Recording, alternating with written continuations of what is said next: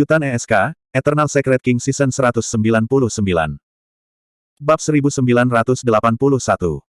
Serahkan ginseng abadi. Bagaimana kami bisa membiarkanmu memonopoli harta karun sebesar itu? Beberapa pembudidaya tidak menyembunyikan niat mereka dan langsung berteriak. Banyak pembudidaya berkerumun dengan cara yang mengancam. Bahkan jika mereka tidak dapat menggunakan harta atau senjata dharma apapun, turunnya banyak kekuatan suci dan keterampilan rahasia pada saat yang sama menghancurkan bumi dan menakutkan. Ah! Raungan tajam tiba-tiba terdengar dari kerumunan. Itu sangat menusuk dan sepertinya bisa merobek gendang telinga banyak pembudidaya. Itu adalah suara paus abadi. Tang Ziyi tidak pergi. Para pembudidaya di sekitar Tang Ziyi merasakan tubuh mereka bergidik dan telinga mereka sakit saat mereka memuntahkan aliran darah. Bahkan para pembudidaya yang sedikit lebih jauh merasa jantung mereka berdetak kencang dan kekuatan suci serta keterampilan rahasia yang baru saja mereka sihir menjadi tidak stabil dan sedikit bergoyang. Legenda mengatakan bahwa garis keturunan terlarang Kunpeng mengalir di tubuh paus abadi. Tubuh mereka sangat besar dan begitu mereka mengeluarkan suara paus, mereka akan sangat mematikan. Tang Ziyi berdiri di udara dan melolong ke langit. Seolah-olah paus abadi raksasa telah muncul di atas kepalanya dan berenang menembus ombak. Itu menamparkan permukaan air dan menciptakan gelombang besar sambil mengeluarkan serangkaian suara paus. Suara paus abadi tampaknya telah terwujud menjadi sesuatu yang jasmani. Dengan Tang Ziyi sebagai pusatnya, itu mengguncang kekosongan dan menyebar ke sekitarnya terus-menerus. Mengaum.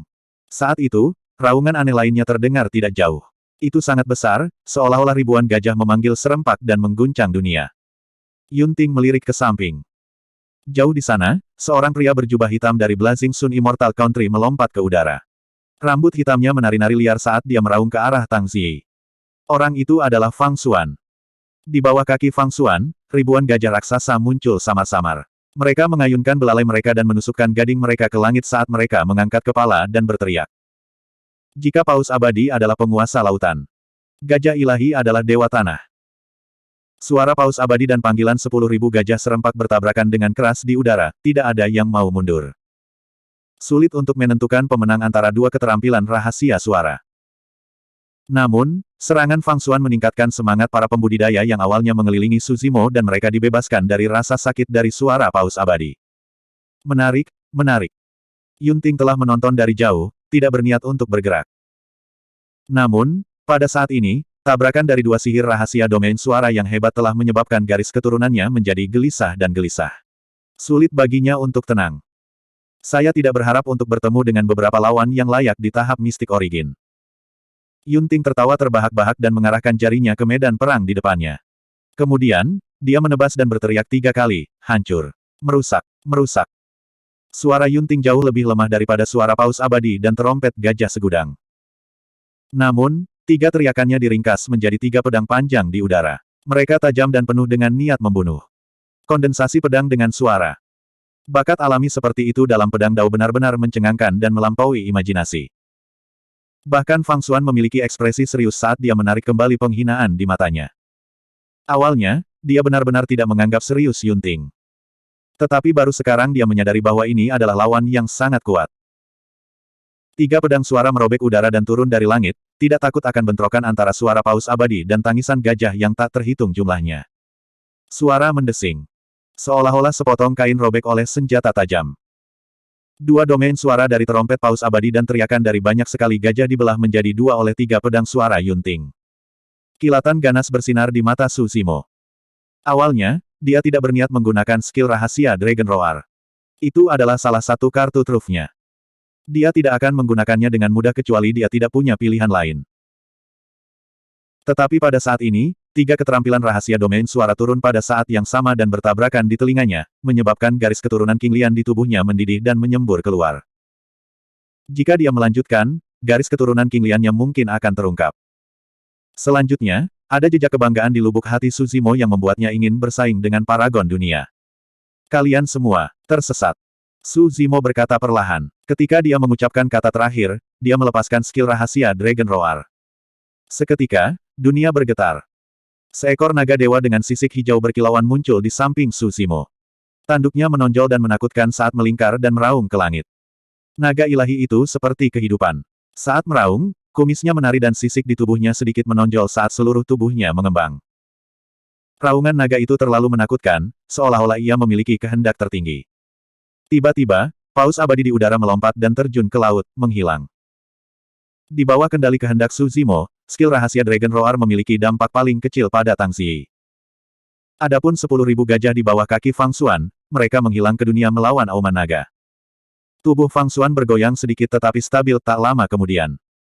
3 pedang suara bertahan sedikit lebih lama sebelum menghilang juga. Banyak skill rahasia yang digabungkan ke dalam skill rahasia Dragon Roar, Thunder Celap Kill, Voice of the Dragon Phoenix dan Roar of the Green Dragon. Setiap satu dari keterampilan rahasia domain suara itu cukup untuk menyapu siapapun dari ranah kultivasi yang sama. Sangat mudah untuk membayangkan kekuatan mengerikan yang dapat dicapai dengan menggabungkan semua keterampilan rahasia itu. Keterampilan rahasia Dragon Roar meledak dan seluruh dunia terdiam. Auman naga. Yunting tidak bergerak sama sekali saat dia bergumam dengan mata menyipit. Namun, Yunting menggelengkan kepalanya tak lama. Tidak, keterampilan rahasia domain suara ini tampaknya telah menyatu dengan keterampilan lain juga. Ada juga kekuatan guntur. Baik itu Fang Xuan atau Yunting, mereka sangat jauh untuk memulai. Ditambah dengan fakta bahwa tubuh mereka kuat, skill rahasia Dragon Roar Su Zimo hampir tidak berpengaruh pada mereka. Namun, di medan perang, para pembudidaya yang menyerang Su Zimo berada dalam masalah. Mereka pertama kali dibaptis dengan suara paus abadi sebelum dikejutkan oleh auman 10.000 gajah. Setelah itu adalah 3 pedang suara Yunting. Sebagian besar pembudidaya di medan perang tidak dapat menahan turunnya 3 keterampilan rahasia domain suara. Keterampilan rahasia Dragon Roar bahkan lebih menakutkan. Saat itu meledak, sebagian dari pembudidaya yang paling dekat dengan Su Zimo meledak di tempat. Tubuh dan garis keturunan para pembudidaya itu terluka cukup parah oleh 3 keterampilan rahasia domain suara. Jika mereka mundur tepat waktu, mereka mungkin bisa pulih. Namun, skill rahasia Dragon Roar seperti badai dahsyat yang menghancurkan mereka. Beberapa pembudidaya yang sedikit lebih jauh jatuh dari udara juga. Beberapa dari mereka jatuh lemas di tanah dengan noda darah di wajah mereka dengan cara yang menakutkan, mereka hampir dihancurkan oleh kekuatan skill rahasia Dragon Roar. Sebelum kemampuan ilahi dan keterampilan rahasia di udara bisa turun, mereka dihilangkan oleh 4 keterampilan rahasia domain suara. Mereka yang bisa memasuki makam kaisar semuanya adalah ahli alam esensi mistik teratas yang dipilih dengan cermat. Namun, hanya setelah pertarungan sejati, banyak pembudidaya menyadari bahwa meskipun mereka semua adalah dewa mistis peringkat 9, perbedaan di antara mereka seperti langit dan bumi. Mata Fang Xuan dipenuhi dengan niat bertarung saat dia berjalan menuju Su Zimo. 4 pembudidaya, 3 pria dan 1 wanita, terbelah menjadi 4 arah dan mengepung Su Zimo juga. Tidak banyak pembudidaya yang masih bisa bertarung setelah 4 keterampilan rahasia domain suara, jelas seberapa kuat ketiga pria dan 1 wanita itu. Hati-hati, mereka dari 4 sekte abadi utama. Suara Tang Ziyi terdengar di benak Su Zimo. Bab 1982. Su Zimo tidak tahu banyak tentang 4 sekte surgawi utama. Dia hanya mendengar tentang mereka selama pertempuran di Dragon Abyss Star. Di alam surga, sekte secara kasar dibagi menjadi 3 tingkatan, hitam, bumi, dan surga. Biasanya, orang-orang yang naik dari alam bawah bahkan tidak memiliki kesempatan untuk memasuki sekte hitam. 4 sekte surgawi utama adalah sekte surga dari benua cakrawala ilahi. Salah satu dari 3 pria itu botak, gemuk, dan memiliki telinga besar seperti seorang biarawan. Yang satu lagi berkulit gelap, bertubuh tinggi, dan berambut pendek. Dia tampak seperti menara besi berjalan yang terbuat dari besi murni. Yang ketiga adalah pria parubaya dengan mahkota Taois di kepalanya. Lengan bajunya berkibar tertiup angin. Yang lainnya adalah seorang wanita berbaju biru. Bibirnya merah, dan bahkan ada sedikit warna hijau keunguan di bibirnya. Dia tampak sedikit menakutkan. Fakta bahwa mereka berempat dapat menahan dampak dari 4 keterampilan mistik alam suara utama sudah cukup untuk membuktikan kekuatan mereka. Meskipun Su Zimo yakin bahwa dia bisa mengalahkan lawan dengan level yang sama, dia tidak berani gegabah. Dia mengeluarkan raungan panjang dan auranya melonjak. Di sisi lain, sosok panik tersandung ke arah Yunting. Itu adalah Sword Fighter yang baru saja lolos dari kematian. Keterampilan mistik alam suara Tang Ziyi, Fang Xuan, dan Yunting adalah batas dari apa yang bisa dia tahan. Ketika skill mistik Dragon Roar Su Zimo meletus, darahnya mengalir terbalik, dan organ-organnya bergetar. Dia hampir mati di tempat. Yang mulia, selamatkan aku. Meskipun Sword Fighter tidak mengenal Yunting, dia mengenali tanda pinggang Yunting. Itu adalah sesuatu yang hanya bisa dikenakan oleh orang-orang dengan garis keturunan dari kerajaan surgawi Sichuan.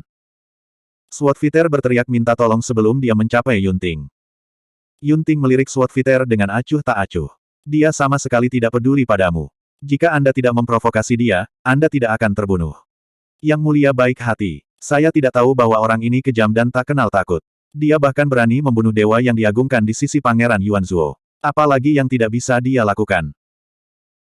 Swordfighter berkata dengan kesal, ketika aku kembali ke kerajaan surga Jin Agung, aku pasti akan melaporkan masalah ini kepada Pangeran wilayah Yuanzuo. Yunting mencibir dan menyerang tanpa peringatan. Belum lagi Swordfighter terluka parah, bahkan jika dia dalam kondisi puncaknya. Yang mulia, Anda. Yunting meraih Swordfighter di bagian belakang lehernya. Seluruh tubuhnya melayang di udara, dan dia tampak seperti ayam yang ditangkap.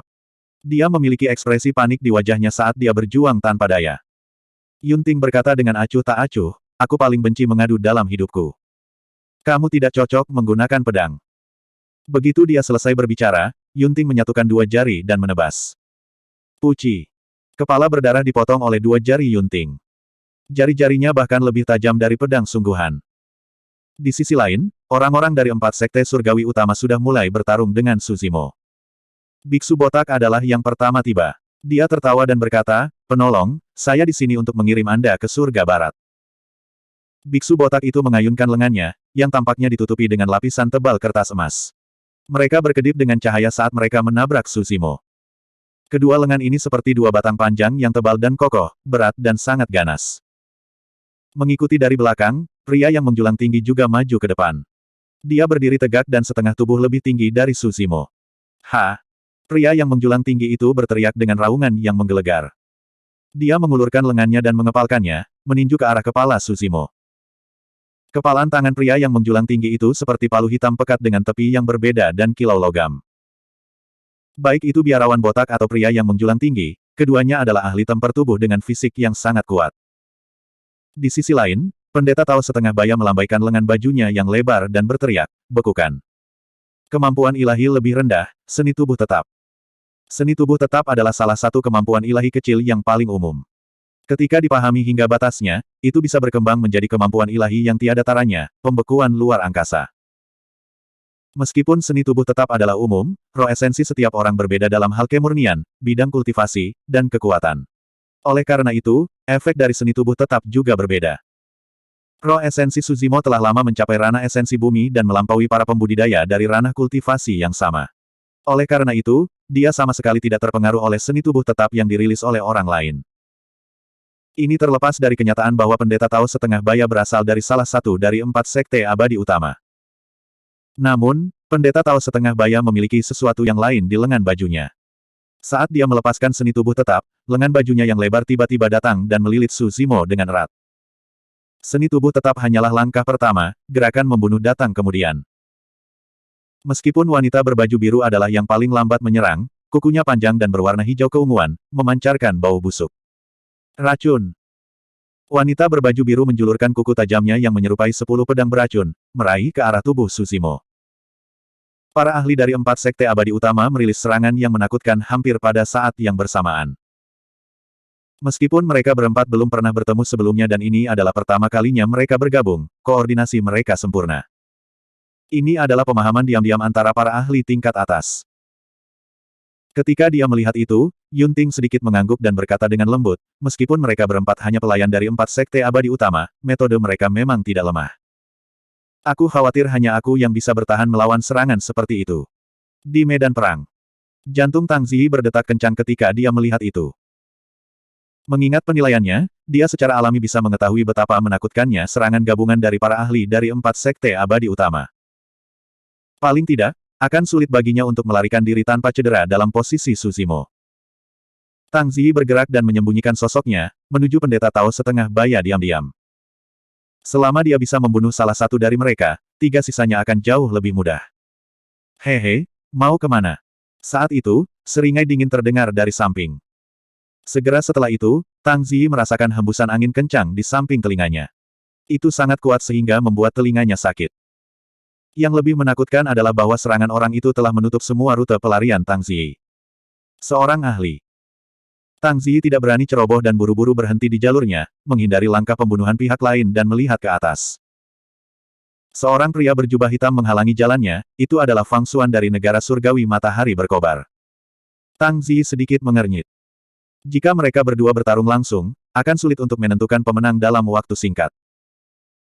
Namun, satu momen penundaan itu memungkinkan Su Zimo, yang berada di sisi lain medan perang, terperangkap dalam rentetan serangan dari 4 ahli. Tatapan Su Zimo seperti obor saat dia menarik napas dalam-dalam. Dadanya membusung dan dia tampak seperti anakonda yang ingin melahap matahari dan bulan. Itu adalah skill rahasia dari mistik klasik of the 12 Demon Kings of the Great Wilderness. Bersin. Seketika, lengan baju di tubuh Su Zimo terkoyak, berubah menjadi serpihan yang tak terhitung jumlahnya yang melayang ke bawah. Pendeta Tao setengah baya itu tercengang. Dia telah membunuh paragon yang tak terhitung jumlahnya dengan gerakan itu, untuk berpikir bahwa itu akan dilawan dengan mudah hari ini. Nyah. Sejumlah besar esensi ki terakumulasi di dada Su Zimo. Tiba-tiba, dia menghela nafas dan berteriak. Su Zimo melepaskan Great Chaos Essence Palem dengan tangan kirinya yang tampaknya telah berubah menjadi batu giling raksasa yang menghancurkan ke arah lengan biksu botak itu. Pada saat yang sama, tangan kanannya melesat di dadanya dan mengepal. Dagingnya mengembang dan dia menyulap segel raksasa yang menabrak tangan besi pria yang menjulang tinggi itu. Ledakan. Ada suara yang memekakkan telinga dan ekspresi biksu botak itu berubah drastis saat dia mundur untuk mundur. Foil emas di lengannya telah dihancurkan oleh Great Chaos Essence Palem. Bang! Kedua tinju bertabrakan dan daging bertabrakan saat tulang saling bergesekan. Sedikit kemerahan muncul di wajah gelap pria menjulang besi itu. Ah! Pria besi yang menjulang itu mengeluarkan raungan yang dalam dan terhuyung 3 langkah ke belakang dengan ekspresi sedih. Bab 1983. Pria yang menjulang itu mundur 3 langkah, dan setiap langkah meninggalkan jejak yang dalam di tanah. Dalam sekejap mata, 3 ahli dari 4 sekte abadi utama telah mundur. Pada saat yang sama, gerakan pembunuhan wanita berbaju biru juga turun. Su Zimo tidak berbalik sama sekali. Seolah-olah dia memiliki mata di belakangnya, dia menutup jarinya dan menyulap seni pedang, menebas di belakangnya. Membelanjakan. Menyihir seni pedang pembunuh surga, setidaknya 100 aliran pedang ki menyembur keluar pada saat yang sama dengan tebasan tunggal itu, membentuk pedang panjang. Merasakan teror pedang, ekspresi wanita berbaju biru itu berubah drastis saat dia berhenti dan mundur dengan tergesa-gesa. Dia ingin mundur tetapi dia masih setengah langkah terlambat.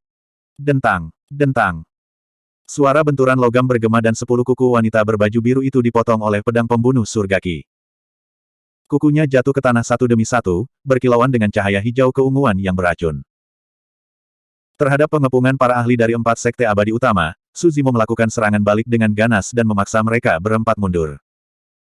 Di sisi lain, Tang Ziyi yang sudah bertarung dengan Fang Xuan merasa lega untuk saat ini. Hahaha. Su Zimo tertawa terbahak-bahak dan memandang mereka berempat dengan jijik. Tidak buruk, kalian memiliki beberapa kemampuan untuk dapat melarikan diri tanpa cedera dari tanganku. Arogan. Ekspresi pendeta Tao setengah baya menjadi gelap saat dia berteriak. Biksu botak dan 3 lainnya tetap diam. Ekspresi mereka agak tidak enak dilihat. Kata-kata Su Zimo memang sangat menggelegar dan merendahkan. Namun, mereka bertiga tahu bahwa kata-kata Su Zimo sama sekali tidak palsu. Saat biksu botak bertabrakan dengan Great Chaos Essence Palem, dia merasakan ada sesuatu yang salah dan mundur tepat waktu untuk menghindari cedera. Jika dia mundur sedikit lebih lambat, kedua lengannya mungkin akan hancur berkeping-keping oleh Great Chaos Essence Palem.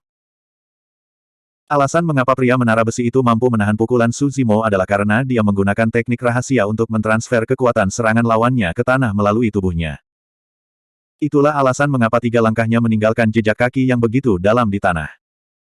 Wanita berbaju biru itu bahkan lebih berbahaya.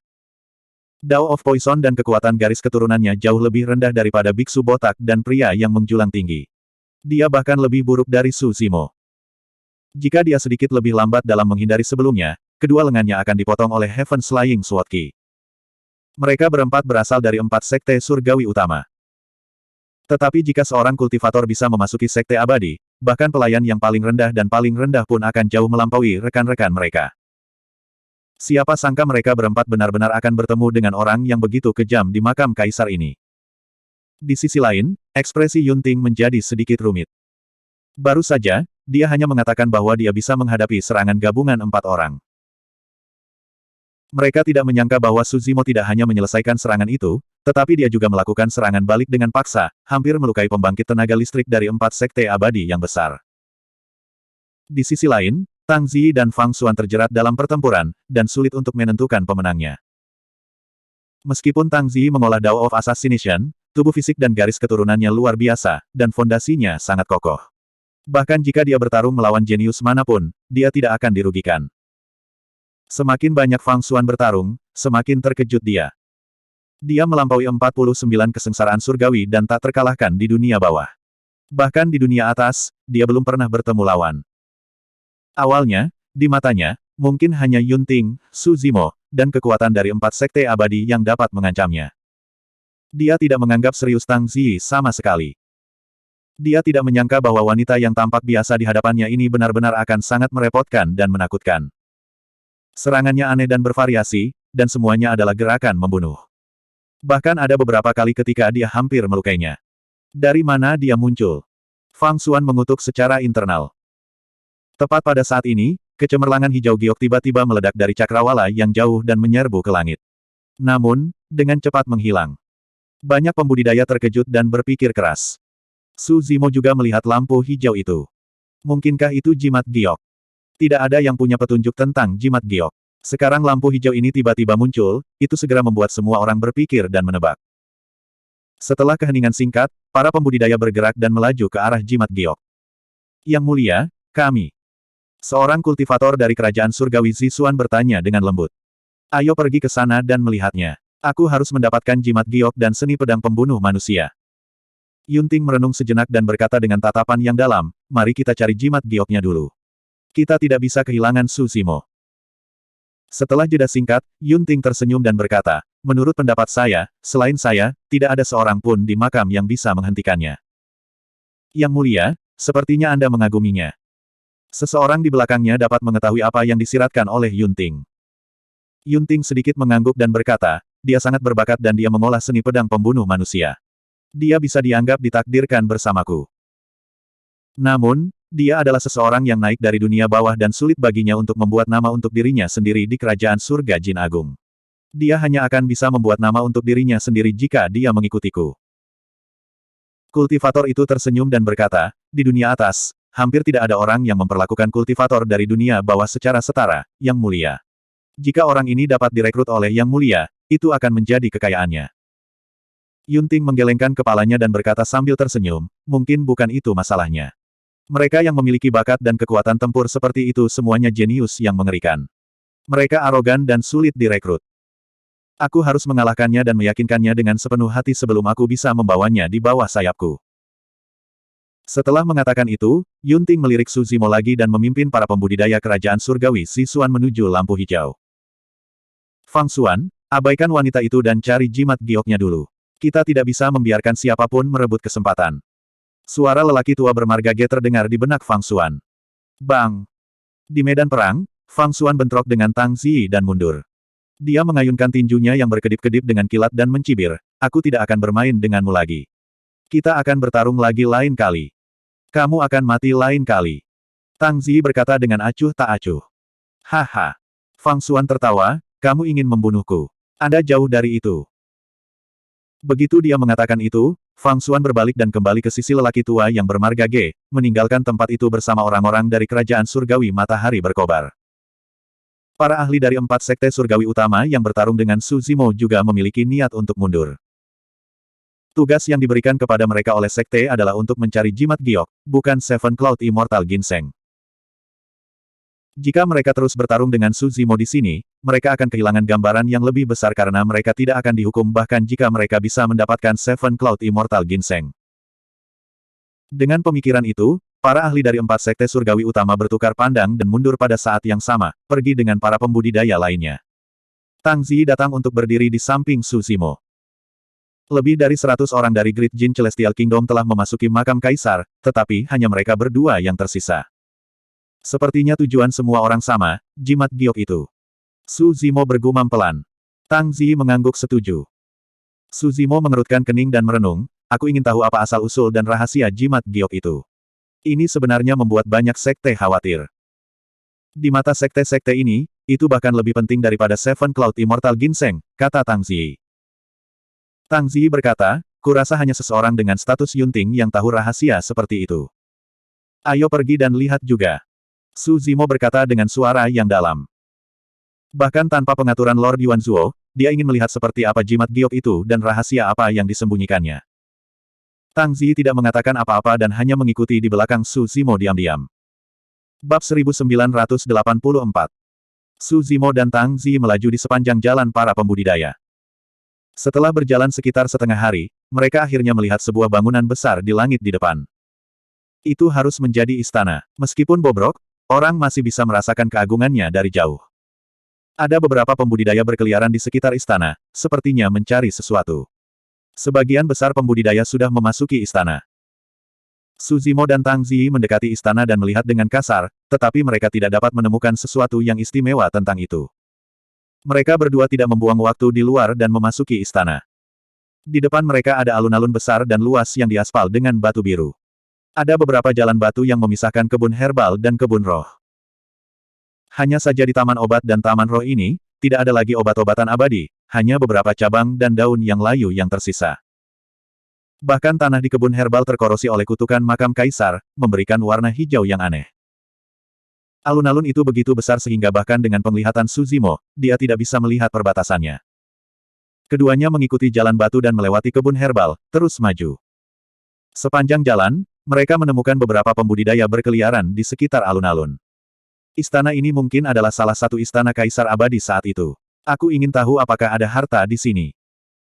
Pasti ada harta karun, tetapi sangat disayangkan bahwa mereka telah terkorosi oleh kutukan selama bertahun-tahun yang tak terhitung jumlahnya dan sekarang tidak berguna. Saya mendengar bahwa istana samping di kiri dan kanan menyimpan beberapa harta langka, ramuan, senjata, dan artefak. Sayang sekali tidak ada yang bisa digunakan. Jika bukan itu masalahnya, bahkan rumput, kayu, batu bata, dan ubin di istana ini mungkin adalah harta yang luar biasa. Karena kita tidak bisa memasuki istana utama untuk saat ini, mari kita lanjutkan pencarian. Jika kita beruntung dan menemukan beberapa harta, kita akan menghasilkan banyak uang. Telinga Su Zimo berkedut saat dia samar-samar menangkap bisikan dari sekitar alun-alun. Kemungkinan para pembudidaya di luar istana juga mencoba peruntungan dan mencari semacam harta karun. Namun, dia tidak tahu mengapa mereka mengatakan bahwa mereka tidak bisa memasuki istana utama untuk saat ini. Su Zimo dan Tang Zi terus maju. Tidak lama kemudian, mereka akhirnya melewati seluruh alun-alun. Di ujung alun-alun berdiri aula utama istana. Ribuan pembudidaya berkumpul di depan aula utama, semuanya menatap pintu aula utama. Beberapa bahkan berdiskusi dengan berbisik. Su Zimo dan Luta melangkah maju untuk melihatnya. Mereka melihat bahwa tanah di pintu masuk aula utama diukir dengan pola yang padat dan rumit, berkedip-kedip dengan cahaya redup. Itu formasi. Tang Zi berbisik. Su Zimo mengangguk dan menatap barisan di depan aula utama untuk sementara waktu, merasa sedikit pusing. Formasi arai ini terlalu rumit. Dengan pencapaiannya dalam formasi susunan, tidak mungkin dia bisa menyelesaikannya. Namun, pada saat ini, ada seorang pria muda berdiri di tepi formasi di depan aula utama.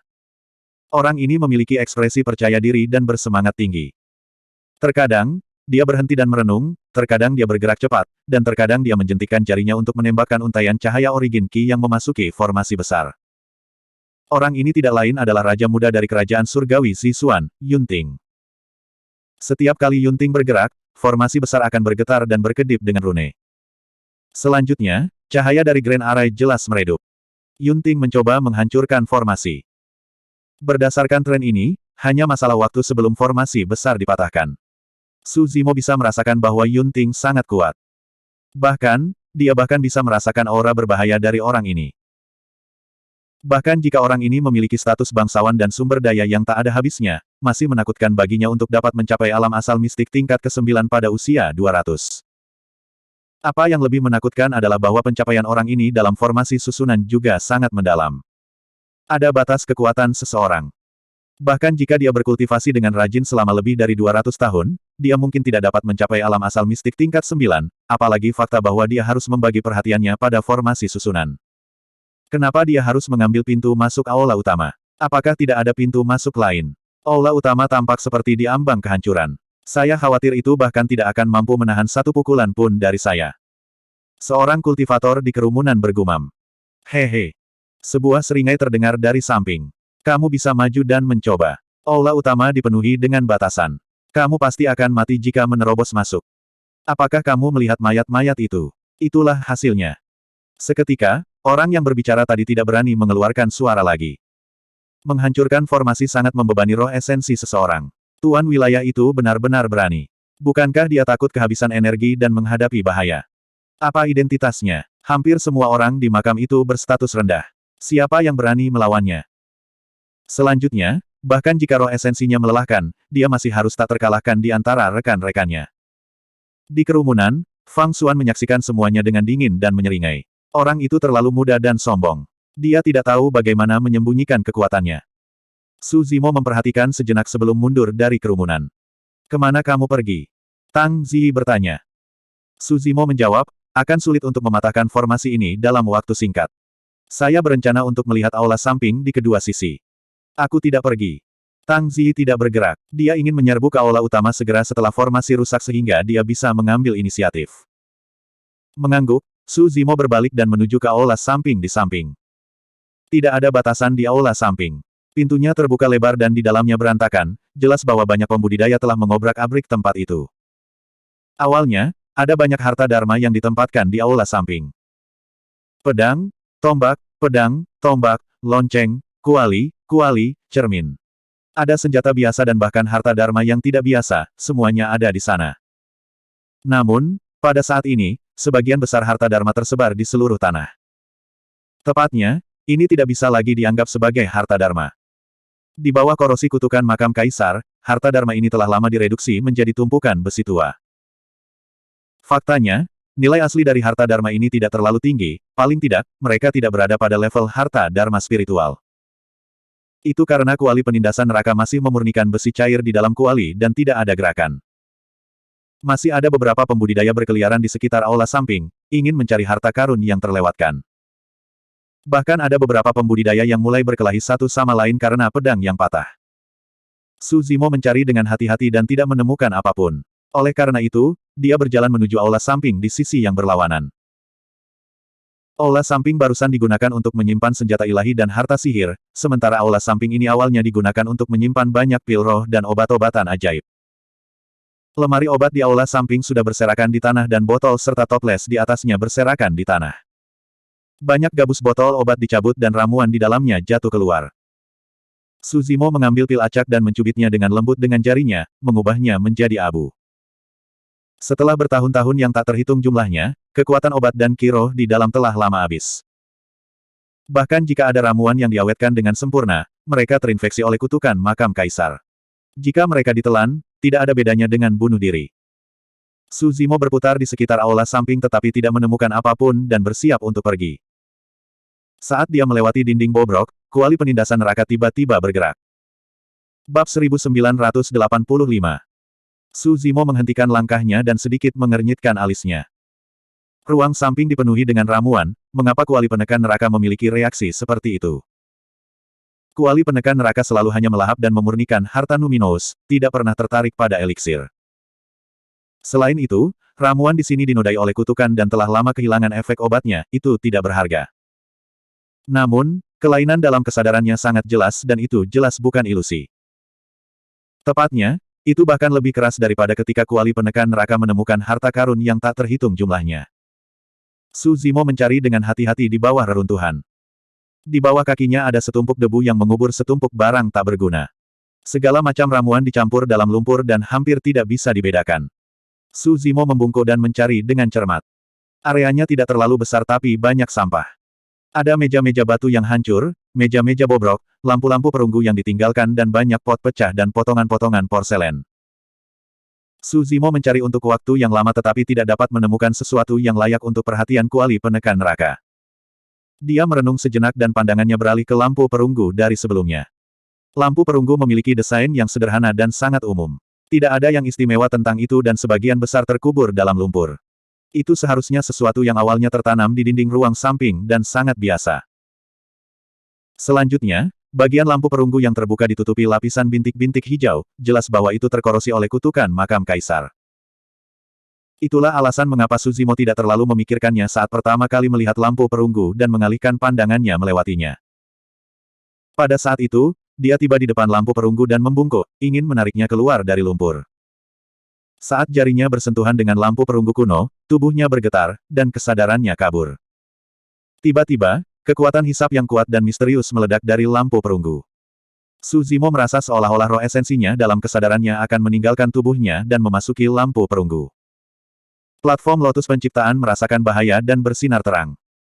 Seketika, sinar lampu hijau giok meledak dari 81 lubang lotus, berubah menjadi benang tipis yang melilit esens spirit Su Zimo dan memasangnya di platform lotus. Meski begitu, daya isapnya sangat kuat. Pang! Pang! Setelah beberapa saat kebuntuan, benang hijau pada esens spirit Su Zimo putus sepenuhnya. Bahkan platform penciptaan lotus tidak dapat menahan kekuatan ini. Weng! Tiba-tiba, di lautan kesadaran Su Zimo, suara besar bahasa Sanskerta terdengar. Tanpa diduga, hantu berbagai Buddha muncul, dengan keras melantunkan kitab suci Buddha. Isi kitab suci itu justru kitab suci Prajna Nirvana. Karakter Sanskerta muncul di sekitar jiwa Su Zimo. Mereka berkedip dengan cahaya keemasan, bermartabat, dan misterius, membentuk penghalang karakter Sanskerta. Anehnya, setelah penampakan para Buddha muncul dan pengucapan kitab suci Buddhis, daya hisap aneh itu berangsur-angsur melemah, dan agresivitasnya tidak sekuat di awal. Namun, Sutra Prajna Nirvana tidak lengkap. Setelah para Buddha melantunkan beberapa saat, suara mereka berhenti, dan karakter Sanskerta emas di sekitarnya dengan cepat memudar. Kekuatan hisap dari lampu perunggu kuno bangkit lagi. Kesadaran Su Zimo telah pulih dalam waktu singkat. Dia buru-buru menarik telapak tangannya dan mundur setengah langkah, ekspresinya terkejut. Apa lampu perunggu kuno yang hampir melahap roh esensinya? Bahkan Lotus Platform of Creation tidak bisa melindunginya. Jika bukan karena fakta bahwa dia telah mengembangkan setengah dari Prajna Nirvana Sutra dan memanggil penampakan para Buddha untuk melantunkan kitab suci, dia mungkin sudah mati tanpa sadar sekarang. Benda ini bahkan tidak bisa disentuh, itu benar-benar menyeramkan. Su Zimo melambaikan lengan bajunya dan menyeka lumpur di sekitar lampu perunggu kuno, secara bertahap mengungkapkan penampilan sebenarnya dari lampu perunggu kuno. Tatapan Su Zimo membeku saat dia melihat bagian bawah lampu perunggu kuno yang terkubur dalam lumpur dan sedikit mengernyit. Bagian terbuka dari lampu perunggu kuno dipenuhi dengan bintik-bintik hijau. Namun, bagian yang tertimbun itu berwarna kuning tua tanpa bintik-bintik hijau. Segala sesuatu di makam kaisar terkorosi oleh kutukan dan tanah di bawah kaki mereka juga tidak terhindar. Berbicara secara logis, bahkan jika lampu perunggu kuno terkubur di dalam tanah, seharusnya sudah terkorosi oleh kutukan makam kaisar. Namun, situasi lampu perunggu kuno agak aneh. Su Zimo menatap bintik-bintik hijau di lampu perunggu kuno untuk sementara waktu dan secara bertahap menemukan sesuatu yang salah. Jika dia tidak salah, bintik-bintik hijau pada lampu perunggu kuno seharusnya tidak disebabkan oleh kutukan makam kaisar. Sebaliknya, itu adalah bentuk karat. Dengan kata lain, lampu perunggu kuno tidak terkorosi oleh kutukan setelah berada di makam kaisar selama bertahun-tahun yang tak terhitung jumlahnya. Di makam kaisar, bahkan roh yang menyalurkan harta dharma tidak dapat bertahan melawan korosi kutukan makam kaisar. Hingga saat ini, hanya kuali penindasan neraka Su Zimo yang tidak akan terpengaruh oleh kutukan makam kaisar. Dengan kata lain, lampu perunggu kuno ini jelas lebih baik daripada roh yang menyalurkan harta dharma. Ada kemungkinan besar bahwa itu adalah harta karun roh yang murni 9 kesengsaraan atau harta karun roh gua surga. Pada pemikiran itu, Su Zimo bersuka cita secara internal. Jika itu benar-benar terjadi, ada kemungkinan bahwa dinding keempat dari kuali penindasan neraka dapat diperbaiki setelah melahap dan menyempurnakan lampu perunggu kuno. Su Zimo melihat sekeliling dan ketika dia menyadari bahwa tidak ada orang lain di aula samping, dia memindahkan kuali penekan neraka keluar. Dengan kuali penindasan neraka dalam kesadarannya, dia tidak berani melemparkan lampu perunggu kuno ke dalamnya. Bahkan, dia tidak berani menggunakan kesadaran rohnya untuk menggerakkan lampu perunggu kuno, takut situasi berbahaya dari sebelumnya akan terjadi lagi. Dengan hati-hati, Su Zimo mengedarkan Sutra Nirvana Kebijaksanaan Agung dan menutupi lengan bajunya dengan cahaya Buddha keemasan yang redup. Setelah itu, dia menjentikkan lengan bajunya dan dengan cepat menggulung lampu perunggu kuno di tanah, melemparkannya ke neraka Suppression Cauldron. Dengan plop, lampu perunggu kuno jatuh ke dalam besi cair mendidih di kuali dan menghilang. Su Zimo menghela napas lega. Saat dia hendak menyingkirkan kuali penindasan neraka, dia mendengar percikan. Besi cair di kuali melonjak dan lampu perunggu kuno melayang sekali lagi. Tepat setelah itu, kuali penindas neraka bergoyang terus-menerus dan besi cair berdesir, melemparkan lampu perunggu kuno keluar dari kuali dan ke tanah. Ini. Su Zimo tercengang dan tercengang. Kuali penindasan neraka benar-benar memuntahkan lampu perunggu kuno. Setelah putaran pembaptisan di neraka Suppression Cauldron, lampu perunggu kuno itu masih utuh dan tampaknya menjadi lebih misterius. Bintik-bintik hijau pada lampu perunggu kuno telah tersapu oleh besi cair di kuali, mengembalikannya ke warna perunggu aslinya. Bahkan kuali penindasan neraka tidak bisa menelan benda ini. Su Zimo menatap lampu perunggu kuno dengan pikiran yang dalam. Lampu perunggu kuno mungkin lebih berharga dari yang dia bayangkan. Setelah membersihkan bintik-bintik hijau di atasnya, samar-samar dia bisa melihat sebuah kata terukir di dudukan lampu yang menyimpan minyak lampu di atasnya. Su Zimo mendekat dan memeriksanya dengan cermat sebelum bergumam pelan, jiwa. Kata, jiwa, terukir di lampu dan ditulis dalam bahasa Sanskerta. Itulah sebabnya Su Zimo tidak bisa langsung mengenalinya. Merenung sejenak, Su Zimo mengeluarkan tas penyimpanan baru dan mengedarkan Sutra Nirvana Kebijaksanaan Agung menurut metode sebelumnya. Dia kemudian menyapu lampu perunggu kuno ke dalam tas penyimpanan dengan lengan bajunya dan menyimpannya secara terpisah. Dia tidak tahu dari mana benda ini berasal atau digunakan untuk apa. Namun, sesuatu yang bahkan tidak bisa ditelan oleh Hell Suppression Cauldron jelas tidak biasa.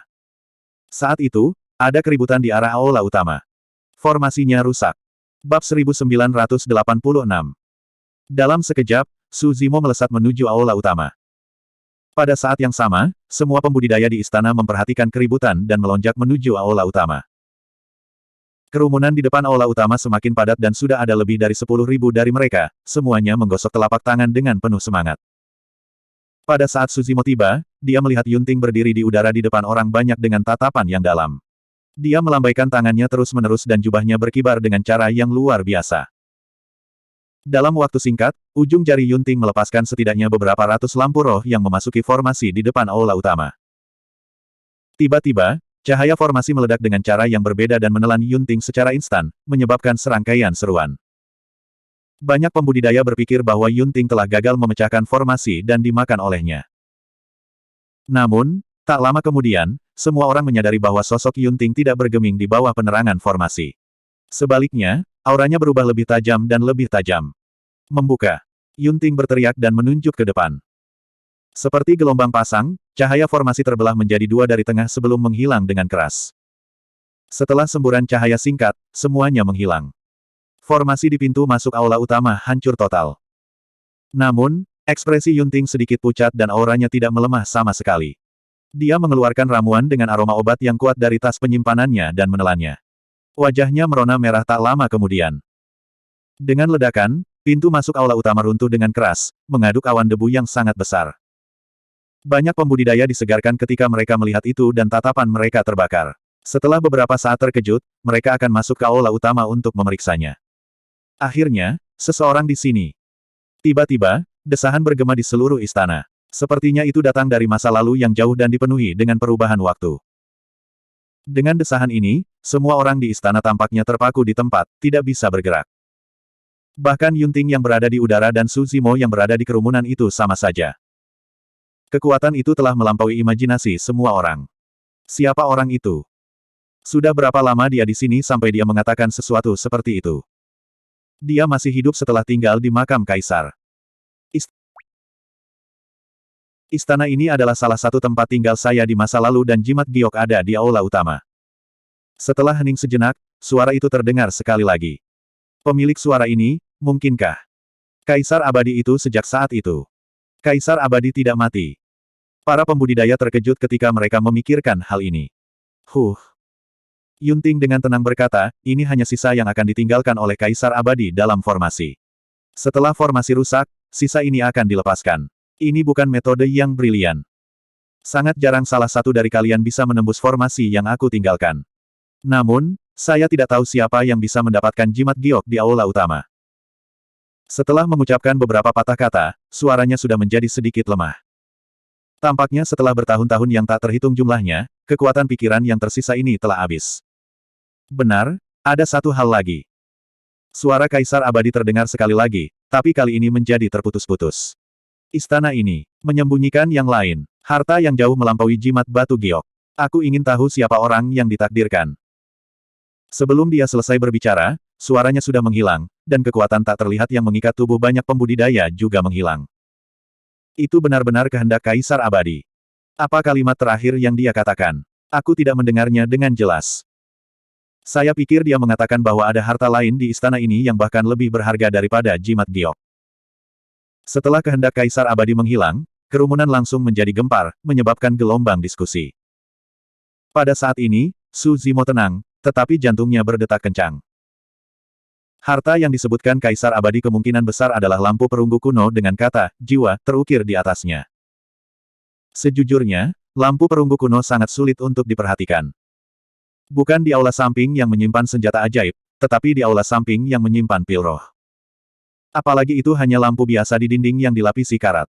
Bahkan jika seseorang memperhatikannya, mereka tidak akan melihatnya lagi. Jika bukan karena gerakan Prison Suppressing Cauldron yang tidak biasa, bahkan jika Su Zimo mencari di aula samping beberapa kali lagi, dia tidak akan melihat lampu perunggu kuno.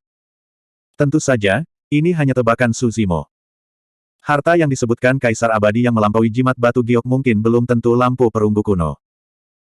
Banyak pembudidaya segera memusatkan perhatian mereka pada harta tak dikenal yang dibicarakan Kaisar Abadi. Tapi dengan sangat cepat, semua orang menyadari. Tidak ada yang tahu apa harta yang disebutkan Kaisar Abadi itu.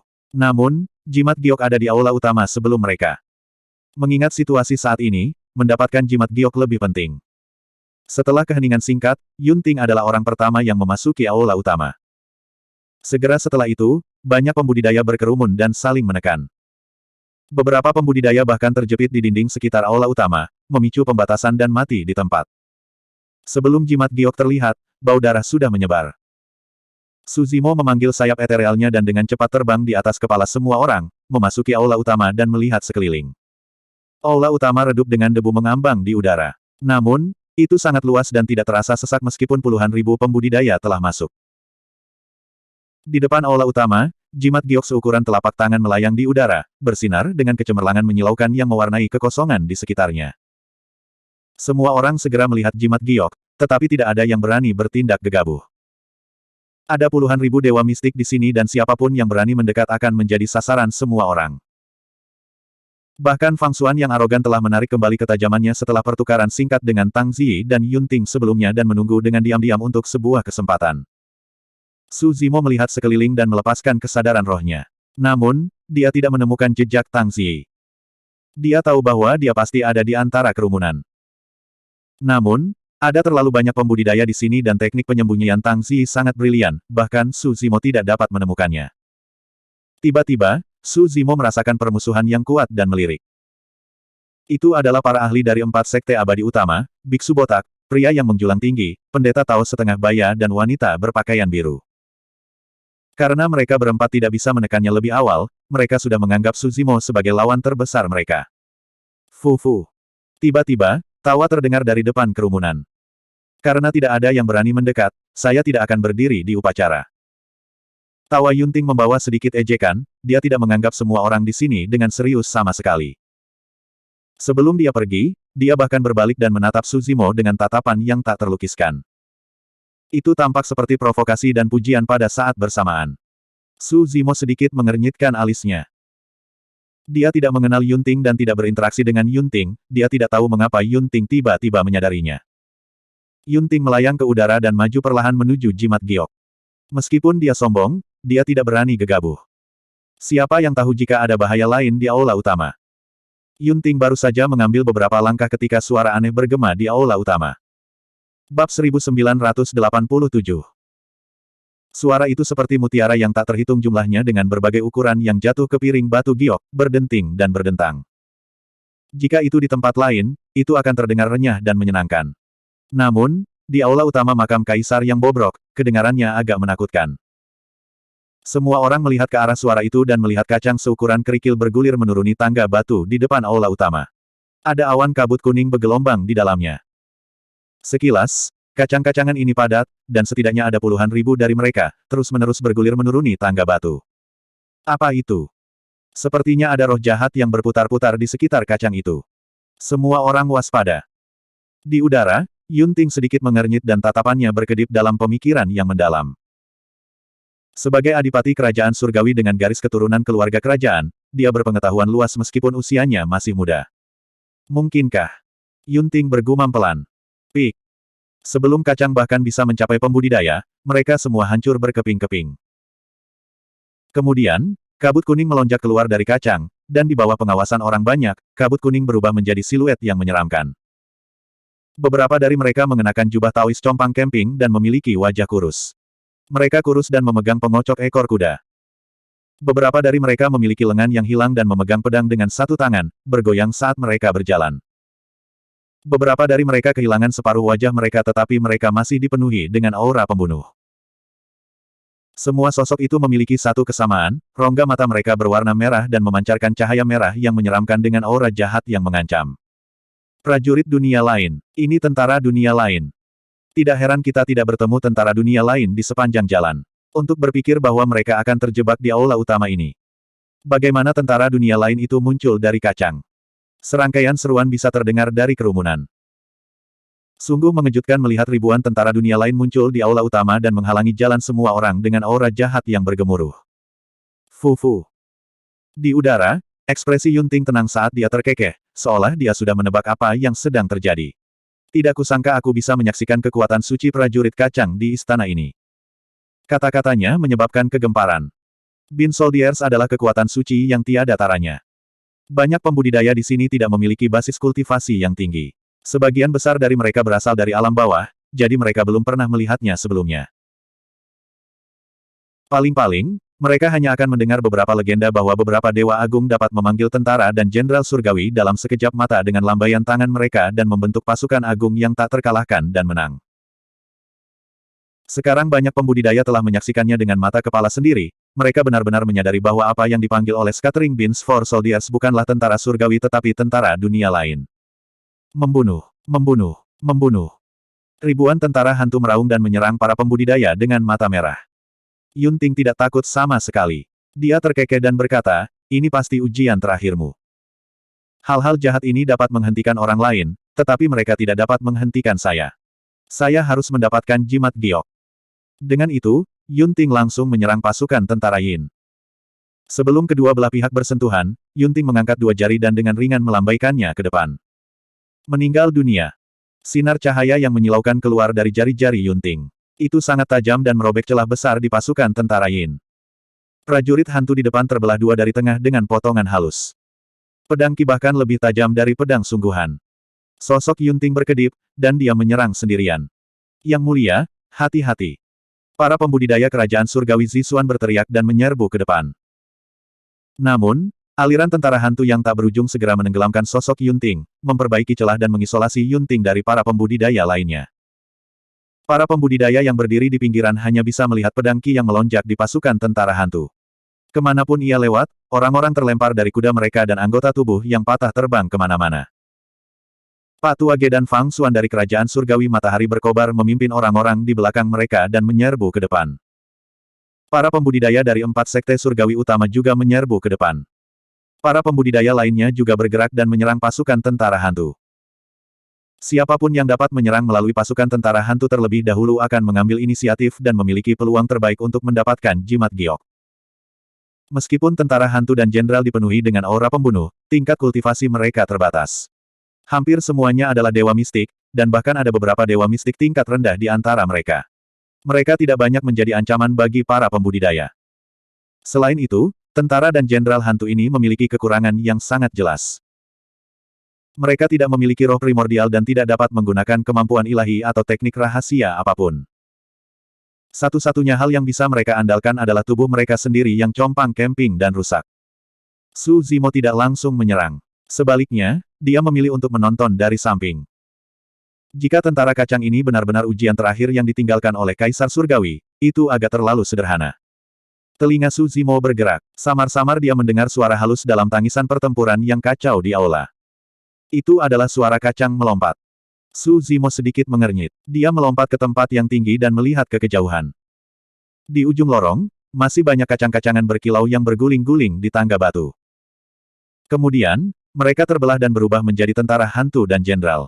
Bahkan ada beberapa burung dan binatang besar di dalam kacang. Ada banyak jenis makhluk aneh yang berbeda. Setelah putaran pembunuhan, jumlah tentara hantu tidak berkurang. Sebaliknya, itu meningkat dengan kecepatan yang menakutkan. Kacang di ujung aula tidak ada habisnya. Jika mereka terus bertarung, jumlah tentara hantu tidak hanya puluhan ribu, tetapi ratusan ribu, atau bahkan jutaan. Yang lebih menakutkan adalah Suzimo dapat dengan jelas merasakan bahwa tentara hantu dan jenderal jelas lebih kuat dari sebelumnya. Tubuh mereka lebih lengkap dan aura mereka menakutkan. Dia sudah bisa melihat tentara hantu perdana dunia keluar dari kacang. Jika ini terus berlanjut, bahkan mungkin ada Dewa Bumi level 6, Dewa Bumi level 9, dan bahkan tentara hantu surga abadi. Bahkan jika tentara dan jenderal hantu ini tidak memiliki roh primordial dan tidak dapat menggunakan kemampuan ilahi atau teknik abadi, kekuatan fisik Dewa Bumi dan Dewa Surga sudah cukup untuk membunuh mereka semua. Mustahil untuk membunuh semua tentara dan jenderal hantu ini. Belum lagi merebut jimat giok di bawah perlindungan tentara hantu yang tak ada habisnya. Pasti ada jalan keluar. Karena Kaisar Surgawi meninggalkan harta ini untuk orang yang ditakdirkan, dia tidak bisa memotong semua jalan keluar. Suzimo menyipitkan matanya dan melihat ke atas.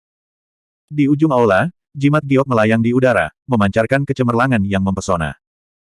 Kecemerlangan memercik, membentuk ruang kosong besar di aula.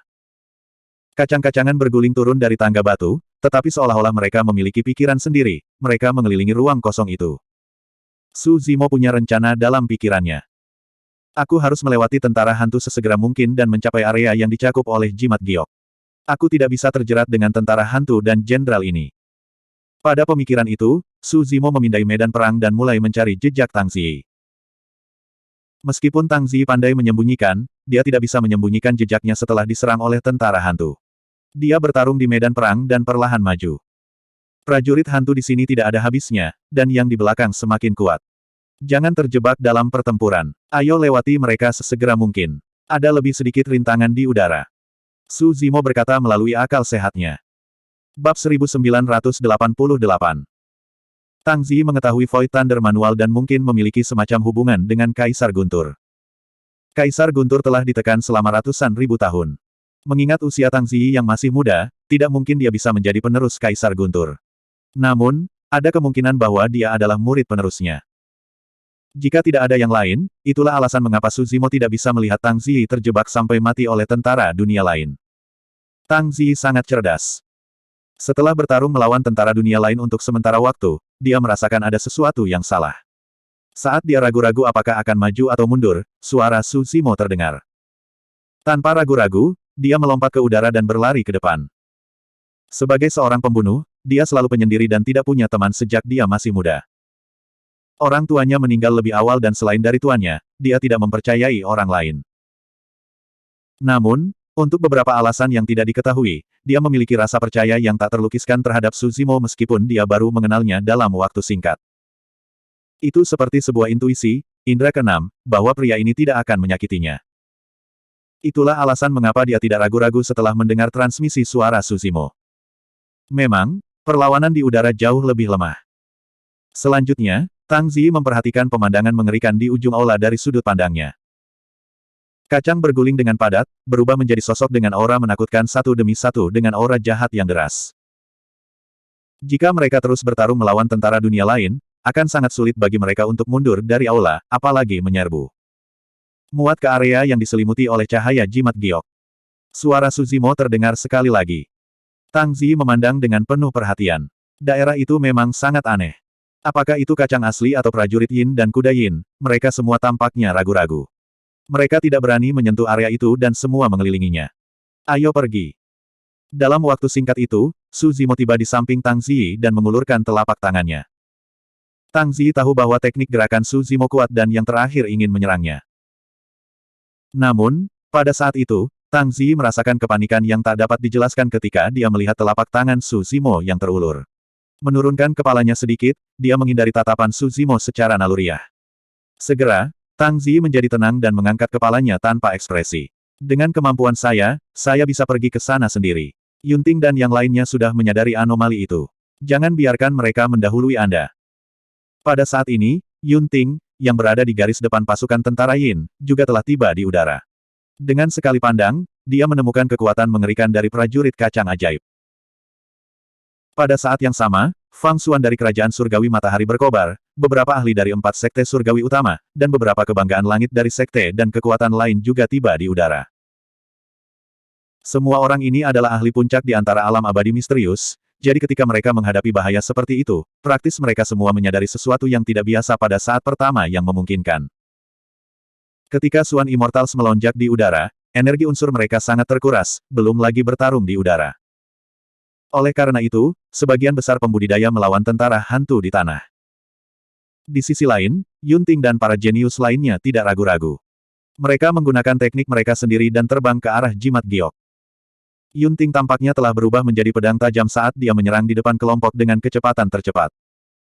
Pria tua bermarga Ge dari Blazing Sun Immortal Empire dan Fang Xuan sedikit di belakang. Di belakangnya adalah para ahli dari 4 sekte surgawi utama. Tang Ziyi mengulurkan tangan dan mendorong Su Zimo dengan ringan, mendesak, cepat dan pergi. Jangan khawatirkan aku.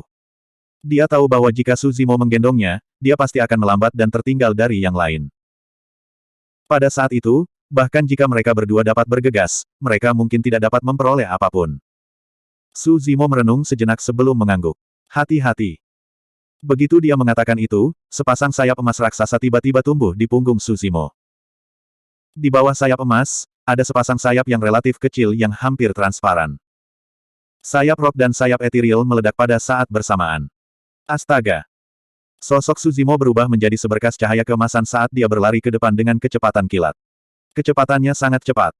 Pada saat yang sama, Yunting dan yang lainnya juga tidak memiliki perjalanan yang mulus. Mereka mengalami beberapa masalah. Semakin jauh dia pergi, semakin menakutkan dan kuat para prajurit dan Jenderal Yin yang dia sulap. Pada awalnya, para prajurit hantu hampir tidak memiliki kemampuan untuk terbang. Tapi sekarang, sudah ada beberapa tentara hantu dan binatang buas terbang yang menghalangi jalan mereka di udara dengan aura pembunuh. Yunting dan yang lainnya tidak punya pilihan selain berhenti dan bertarung melawan tentara hantu. Secara alami, mereka melambat. Di sisi lain, Su Zimo mengandalkan kecepatan sayap roh. Bahkan jika ada tentara hantu yang menghalangi jalannya, dia masih bisa melewati mereka dengan cepat. Sebagian besar waktu, tentara hantu dan jenderal tidak dapat bereaksi tepat waktu dan biasanya lambat bereaksi. Biksu botak dari salah satu dari 4 sekte surgawi utama mengayunkan tinju emasnya dan bertarung melawan tentara hantu. Tiba-tiba, ada suara angin yang tajam di samping telinganya. Kemudian, dari sudut matanya, dia melihat sekilas cahaya keemasan yang melintas melewatinya. Apa itu? Biksu botak itu terkejut. Itu Su Zimo dari Kerajaan Abadi Jin Agung. Pendeta Taois setengah baya mengenalinya. Saat itu, dia memiliki kesan mendalam tentang Su Zimo yang menyeberangi danau dengan teknik gerakan ini. Dia benar-benar menyusulku. Pria yang menjulang tinggi itu meraung dan menyerbu ke depan, menyingkirkan tentara hantu di depannya dan mengejar Su Zimo dengan langkah besar. Di sisi lain, lelaki tua bermarga Ge bertarung dengan Fang Xuan dan mengikuti di belakang Yunting. Untuk memulainya, terbang di udara sangat melelahkan, apalagi bertarung dalam pertempuran. Pria tua bermarga Ge itu sudah berusia senja. Meskipun roh esensinya kuat, serangan kesadaran rohnya tidak berguna melawan tentara hantu. Pertarungan singkat ini telah membuatnya merasa lelah, dan dia terengah-engah. Awalnya, dia masih bisa mengikuti di belakang Yunting ketika dia bergabung dengan Fang Xuan. Tapi sekarang kidarah lelaki tua bermarga Ge itu lemah dan kekuatan tempurnya sangat berkurang, Fang Xuan harus merawatnya hampir sepanjang waktu. Sebaliknya, pria tua bermarga Ge telah menjadi beban Fang Xuan. Orang tua bermarga Ge berbalik dan melihat bahwa yang lain dari Kerajaan Abadi Matahari berkobar sepenuhnya dikelilingi oleh tentara hantu. Pada saat itu, tidak ada kesempatan bagi mereka untuk mundur bahkan jika mereka mau. Serangkaian tangisan tragis bisa terdengar dari medan perang, menyebabkan kulit kepala seseorang tergelitik. Dia menyaksikan seorang kultivator dirobek menjadi 2 oleh tentara hantu.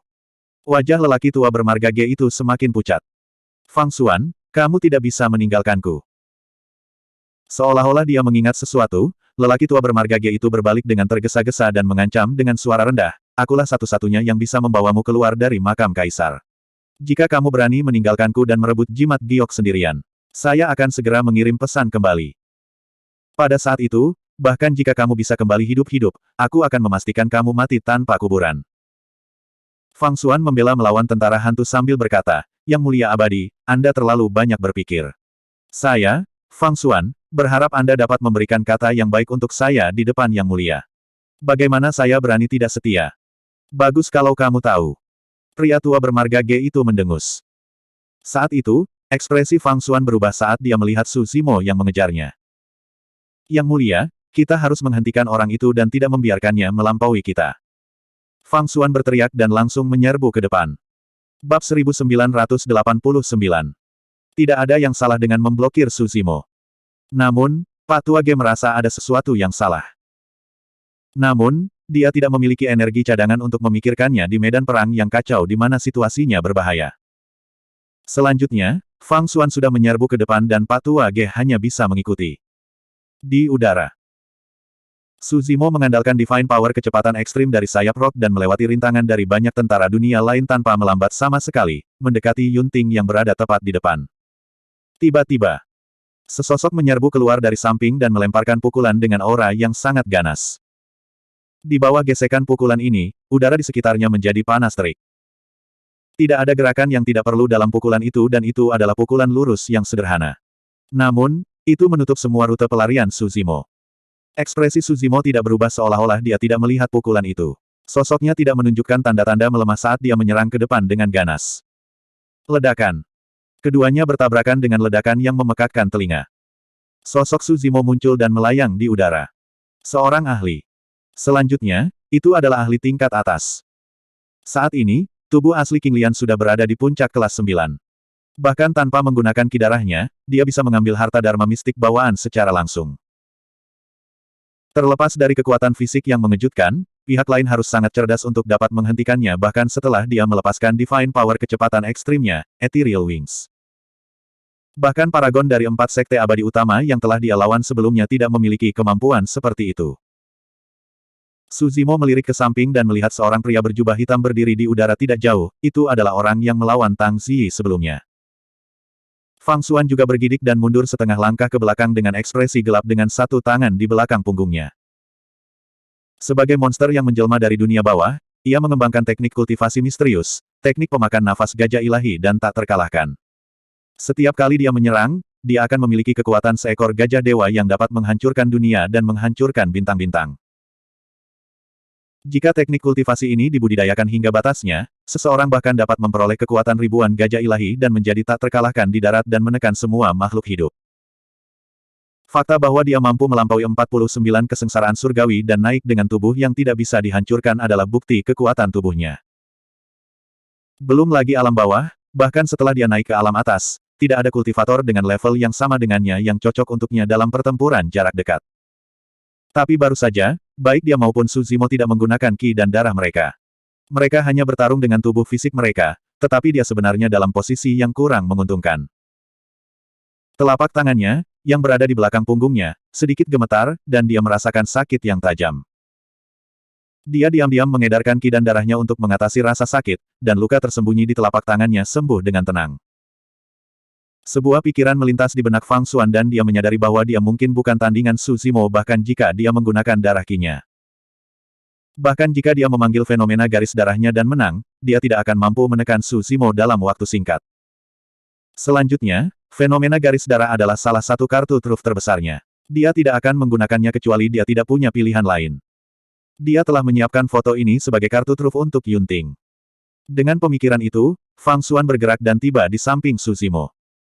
Fisik orang ini sangat kuat. Aku akan melawannya secara langsung. Yang mulia, serang dari belakang. Di sisi lain, Pak Tua Ge baru saja tiba ketika dia mendengar transmisi suara Fang Xuan. Sebelum dia bisa berpikir lebih jauh, Fang Xuan sudah menyerang.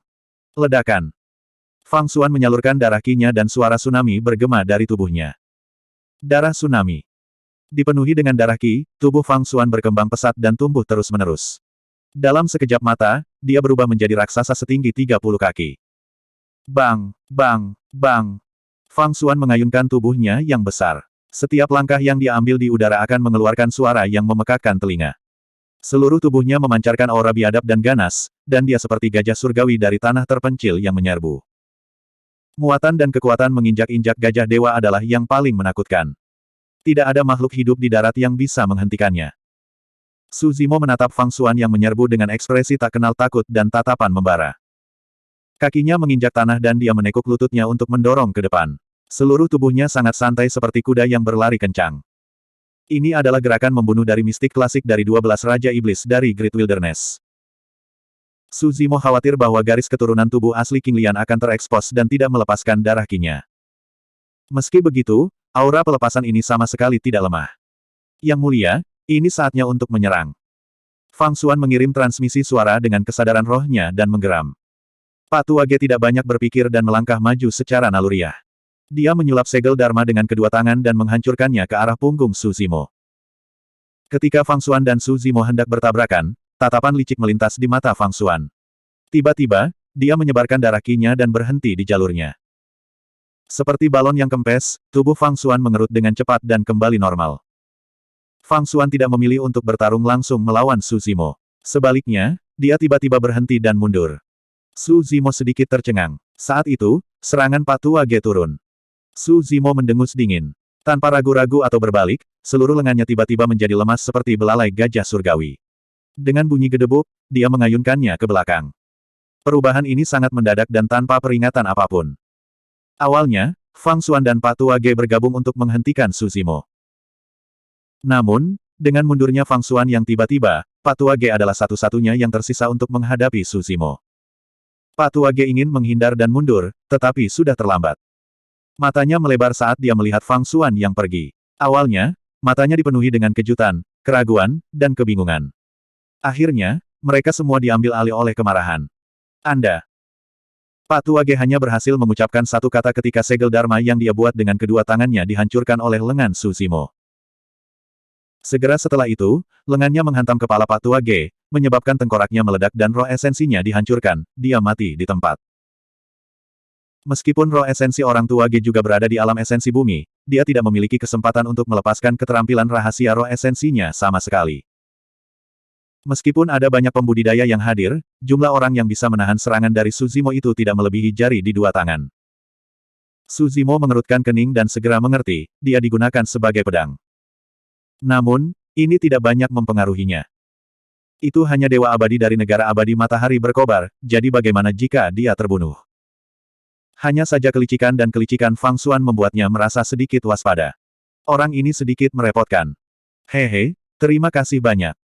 Fang Xuan tiba di samping Pak Tua Ge dan mengeluarkan tas penyimpanannya. Menyimpannya, dia menyeringai sinis pada Su Zimo dan terus maju. Sebagai monster yang menjelma dari dunia bawah yang telah melampaui 49 kesengsaraan surgawi, dia sombong dan tidak akan tunduk pada orang lain dengan mudah.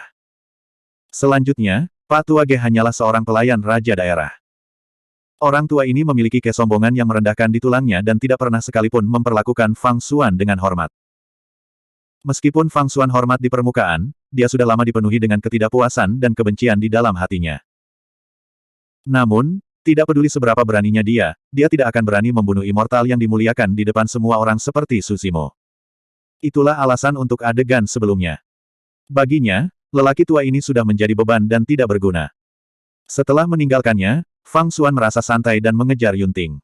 Bab 1990. Berdasarkan skema Fang Xuan sebelumnya, tidak berlebihan untuk mengatakan bahwa dia adalah rubah tua yang licik. Dia tidak hanya bersekongkol melawan Pak Tua Ge, dia bahkan menjadikan Su Zimo sebagai pedangnya. Pada saat yang sama dia menyingkirkan ancaman besar, dia bahkan melepaskan dirinya dari masalah ini. Bahkan jika dia kembali ke kerajaan surgawi matahari berkobar, dia tidak akan dihukum. Setelah sedikit penundaan, Su Zimo mengepakkan sayapnya dan terus melaju ke arah jimat giok. Pada saat itu, semakin banyak kacang pecah dan berubah menjadi makhluk hidup yang kuat. Menjelang akhir, hampir semua dari mereka adalah prajurit dunia lain Stage 9 Mystic Immortal atau bahkan Earth Immortal. Seekor binatang laut besar melayang dan membuka mulutnya, hampir ingin menelan seluruh aula ke dalam perutnya.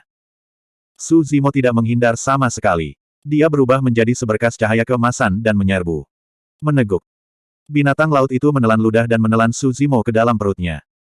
Su Zimo tidak berhenti. Sebaliknya, dia menyerang lebih ganas lagi, ingin menembus tubuh besar binatang laut itu. Pada saat itu, Yunting jauh di depan orang lain. Su Zimo tidak punya banyak waktu untuk membuang binatang laut itu. Puff, puff, puff. Serangkaian suara datang dari perut binatang laut itu. Seberkas cahaya keemasan menembus kepala binatang laut itu, menembus dada dan jeroannya. Di belakang, kekuatan Su Zimo mulai habis. Untungnya, dia berada di tubuh binatang laut dan memiliki kerangka besar sebagai penutup. Su Zimo tidak perlu khawatir ketahuan saat dia menyalurkan ki darahnya dan mengungkap rahasia tubuh asli King Lian. Ledakan. Menyalurkan ki darahnya, Su Zimo melepaskan ledakan kekuatan mengerikan lainnya dan melewati tubuh binatang laut itu dengan kecepatan kilat. Su Zimo menyusul Fang Xuan sekali lagi dan mengejar Yunting yang berada di depan. Fang Xuan mengutuk secara internal. Namun, dia tidak bisa melakukan apa-apa meskipun dia melihat itu. Dengan bantuan Bin Soldiers, paragon sejati di antara para pembudidaya sudah menonjol. Pada saat itu, paragon ini secara kasar dibagi menjadi beberapa kelompok. Di garis paling depan tidak lain adalah Duke Yunting dari Kekaisaran Abadi Sixuan. Tubuh fisiknya sangat kuat, dan setiap pukulan dan tendangan yang dia lakukan mengandung ujung yang sangat tajam. Tak satu pun dari prajurit Yin mampu menghentikan kemajuannya sama sekali. Tentu saja, saat tentara Yin semakin kuat, kecepatannya juga mulai melambat. Di tempat kedua adalah Su Zimo. Metode Su Zimo bahkan lebih kejam dan ganas. Dia hanya menyerbu ke depan tanpa melambat, dan jarak antara dia dan Yunting semakin kecil. Peringkat ketiga adalah Fang Xuan dan Tang Ziyi. Keduanya memiliki metode yang berbeda, masing-masing menampilkan kemampuan mereka sendiri. Kekuatan Fang Xuan bahkan lebih ganas dan kuat sementara teknik gerakan Tang Ziyi bahkan lebih tak terduga. Posisi Fang Xuan sedikit di depan sementara Tang Ziyi sedikit di belakang. Tingkat keempat terdiri dari keajaiban dari 4 sekte surgawi utama. Meskipun mereka berempat tertinggal dari Su Zimo, Yunting, dan yang lainnya, perbedaannya tidak terlalu besar. Mereka praktis mengikuti Tang Ziyi dengan cermat. Di bagian paling belakang ada beberapa elit di antara para pembudidaya. Tidak banyak dari mereka, hanya puluhan, dan mereka tersebar di sekitar berjuang untuk diri mereka sendiri. Meskipun orang-orang itu juga berada di udara, akan sangat beruntung jika mereka bisa melarikan diri hidup-hidup, apalagi menyerang melalui penghalang tentara Yin. Hanya terbang di udara sudah sangat membebani esensi seseorang, apalagi bertarung melawan tentara Yin di udara. Jika seseorang bukan inkarnasi monster top yang muncul sekali dalam 10.000 tahun, tidak mungkin mereka bisa menerobos. Meskipun ada banyak pembudidaya yang memasuki makam kaisar, hanya ada beberapa yang benar-benar menonjol. Beberapa pembudidaya dengan penglihatan yang tajam sudah mulai mundur ketika mereka melihat bahwa situasinya tidak baik, bersiap untuk melarikan diri dari aula utama. Namun, ada banyak tentara Yin dan mereka tidak ada habisnya. Bahkan jika orang-orang itu ingin melarikan diri, itu akan sesulit naik ke surga. Yunting semakin dekat dan dekat dengan jimat giok, dia kurang dari 200 kaki jauhnya. Selama dia melintasi 200 kaki ini, dia akan bisa mencapai cahaya jimat giok. Baginya, jarak itu hanya membutuhkan beberapa napas. Jimat giok ada dalam genggamannya. Bibir Yunting melengkung menjadi senyum tipis. Tanpa menghentikan langkahnya, dia berbalik dan melirik Su Zimo yang ada di belakangnya. Dia mengangkat satu jari dengan puas dan melambaikannya dengan lembut di depannya. Mengingat betapa pintarnya Su Zimo, dia langsung mengerti arti dari gerakan itu. Yunting mengatakan bahwa dia nomor satu dan Su Zimo bukan tandingannya. Su Zimo mempertahankan kecepatannya dengan ekspresi tenang. Namun, ada ekspresi ejekan di matanya. Pada saat yang sama, Yunting tiba-tiba merasakan suara yang tajam, seolah-olah senjata tajam menusuk ke arahnya dalam sekejap. Yunting terkejut. Sebelum serangan itu benar-benar tiba, dia merasakan sakit yang tajam di punggungnya. Ini berarti bahwa kekuatan penyerang jauh lebih unggul darinya. Tanpa ragu, tubuh Yunting bergoyang dan tiba-tiba menjadi kabur. Sosoknya memudar, seolah-olah dia telah memasuki kehampaan dan tidak lagi berada di dunia ini. Pedang Roaming Void. Bahkan di dunia atas, keterampilan rahasia gerakan ini adalah salah satu keterampilan gerakan teratas dan telah menyentuh Dao dan Dharma ruang angkasa. Yunting tidak akan melepaskan Roaming Void Sword kecuali jika itu sangat berbahaya. Membelanjakan. Tombak tulang putih tajam meleset dari sasaran. Yunting berbalik dan mengerutkan kening ketika dia melihat penyerang. Jika semua prajurit hantu sebelumnya bisa disebut tentara hantu, maka yang ada di depannya pasti bisa disebut jenderal hantu. Orang ini tidak punya kepala. Dia mengendarai derek dengan tombak tulang di tangannya. Aura pembunuh di sekelilingnya begitu kental sehingga hampir terlihat. Jenderal hantu ini telah mencapai tingkat ke-7 dari alam asal bumi.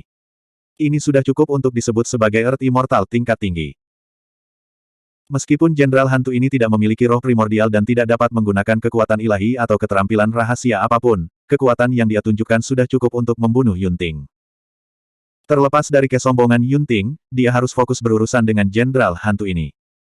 Ini adalah kendala terakhir. Selama dia bisa melewati jenderal hantu ini, dia akan bisa mencapai area yang dicakup oleh jimat giok. Penundaan ini memberi Su Zimo cukup waktu untuk mengejar ketinggalan. Yunting melirik dari sudut matanya dan melihat bahwa jenderal hantu Earth Immortal tingkat tinggi lainnya telah muncul di depan Su Zimo, dan ada dua dari mereka. Mereka membentuk segitiga dan menghalangi jalannya. Yunting menghela nafas lega. Dengan jenderal hantu yang begitu menakutkan menghalangi jalannya, Su Zimo tidak akan bisa melewati mereka dalam waktu singkat. Tapi segera, Yunting menyadari ada yang tidak beres. Bahkan dengan dua jenderal Yin yang menakutkan menghalangi jalannya, kecepatan Su Zimo tidak menunjukkan tanda-tanda melambat dan sangat cepat. Sial, itu teknik gerakannya. Meskipun Yunting tidak melihatnya dengan matanya sendiri, dia telah mendengar beberapa kultivator membicarakannya. Menurut para pembudidaya itu, Su Zimo mengandalkan teknik gerakan aneh yang dekat dengan teleportasi untuk menyeberangi danau dan memetik Seven Cloud Immortal Ginseng. Seperti yang diharapkan. Saat Su Zimo hendak bertabrakan dengan dua jenderal hantu, tubuhnya tiba-tiba berkedip. Ketika dia muncul kembali, Su Zimo telah meninggalkan dua jenderal hantu. 9 kilat naga sejati. Tidak ada lagi rintangan di depannya. Su Zimo berbalik dengan senyum palsu. Melihat Yunting tidak jauh, dia mengulurkan jari dan melambaikannya di depannya juga. Anda. Yunting sangat marah. Dia tidak pernah diprovokasi dan dipermalukan seperti ini sejak dia mulai berkultivasi. Haha. Tertawa keras, Su Zimo berbalik untuk pergi.